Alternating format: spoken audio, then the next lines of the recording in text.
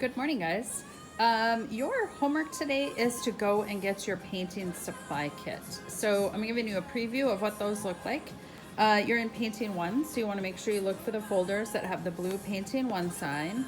And then inside this kit, you're going to find a paint set with a paintbrush, a sketchbook with watercolor paper in it.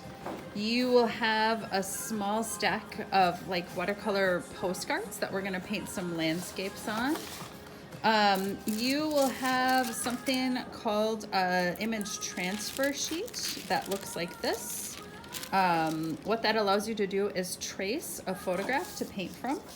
You will have an image of some fruit that we'll paint together, and then a variety of portraits to choose from, along with a larger sheet of watercolor paper.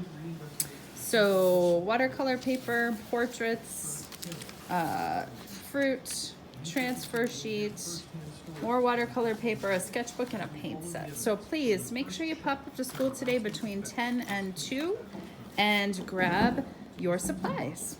Have a good day.